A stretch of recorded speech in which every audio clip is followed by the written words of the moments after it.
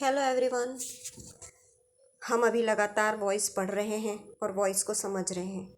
आइए आगे वॉइस की सीरीज़ को बढ़ाते हैं और पढ़ते हैं पास्ट सिंपल, जैसा कि हम बाकी वॉइसेस में पढ़ते चले आए हैं। सबसे पहले affirmative sentence. Affirmative active voice का स्ट्रक्चर आपने टेंस में पहले पढ़ लिया है और आगे अब हम इसको देखते हैं। सब्जेक्ट, वर्ब का सेकेंड फॉर्म और ऑब्जेक्ट।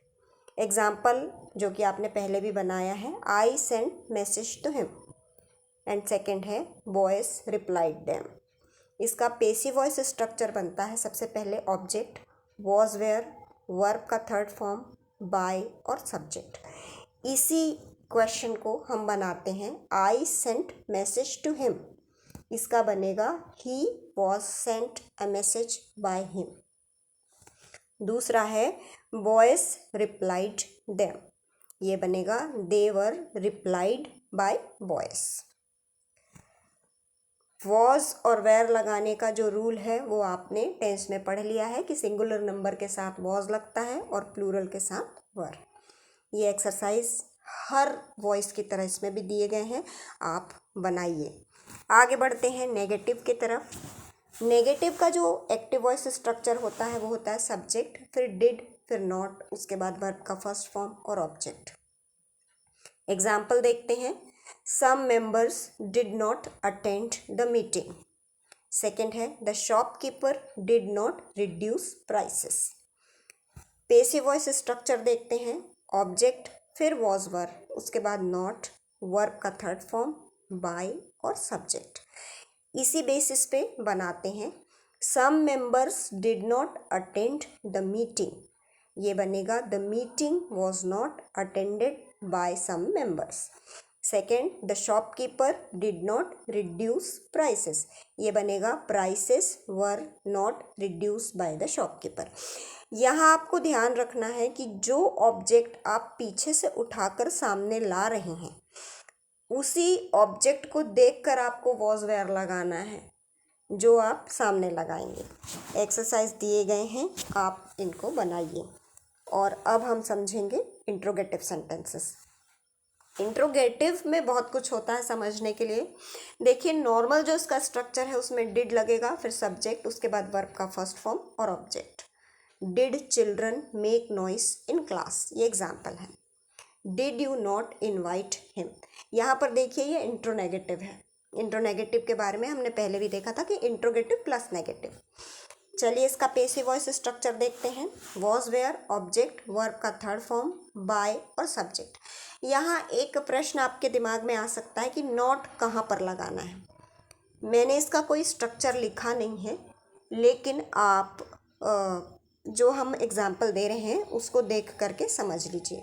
देखिए, was noise made by children in class, या was he not invited by you. Exercise दिए गए हैं, आपको बनाना है। नॉट को सही जगह पर लगाइए ऑब्जेक्ट के बाद। एक्सरसाइज दिए गए हैं, आप प्रैक्टिस करेंगे, आपको पता चल जाएगा कि कैसे परफेक्ट होगा। इसलिए आप बिल्कुल प्रैक्टिस कंटिन्यू करिए, तभी ये सब कुछ सही हो पाएगा। आगे देखते हैं interrogative with question words. Question words में देखिए, क्वेश्चन वर्ड अब जो सीरीज़ हमारी कंटिन्यू चल रही है उसमें आपने देखा होगा कि 13 क्वेश्चन वर्ड्स के जो सेंटेंस है वो हम बनाते हैं। वॉइस जब हम चेंज करते हैं तो क्वेश्चन वर्ड के हिसाब से कुछ डिफरेंसेस उसमें होते हैं। आइए ज़रा उसको समझते हैं। एक्टिव वॉइस स्ट्रक्चर में सबसे पहले आपको क्वेश्चन वर्ड लगाना है, फिर डिड लगाना है, उसके बाद सब्जेक्ट, वर्ब का फर्स्ट फॉर्म और ऑब्जेक्ट। यदि क्वेश्चन वर्ड हु है तो हु जो है वो अफर्मेटिव सेंटेंस की तरह बनता है, यानी पहले हु लगेगा, फिर वर्ब का सेकेंड फॉर्म, फिर object.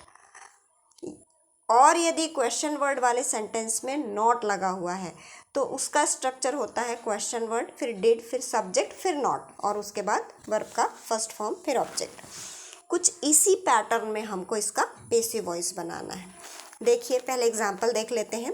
Where did he go, who called you, why did he not come here today. अब जरा इसका पेसिव वॉइस स्ट्रक्चर देखते हैं।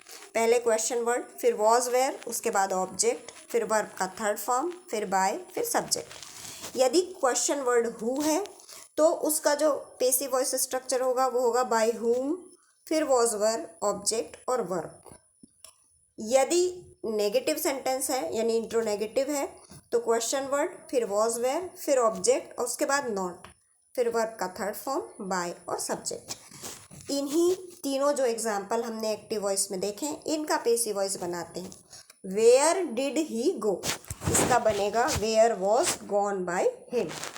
हु कॉल्ड यू, इसका बनेगा by whom were you called. और दिया है Y did he not come here today, ये बनेगा why was here not come by him today.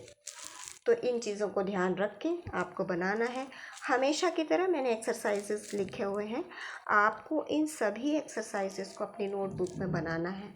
और जैसा कि मैं हर बार बोलती हूँ कि अगर आप इन सभी एक्सरसाइजेस की प्रैक्टिस करते हैं अपनी नोटबुक में तो सर्टेनली आपकी जो नॉलेज है वो बहुत ज़्यादा बढ़ जाएगी, क्योंकि ये सारे जो सिलेबस हैं वॉइस के इनको कवर करता है।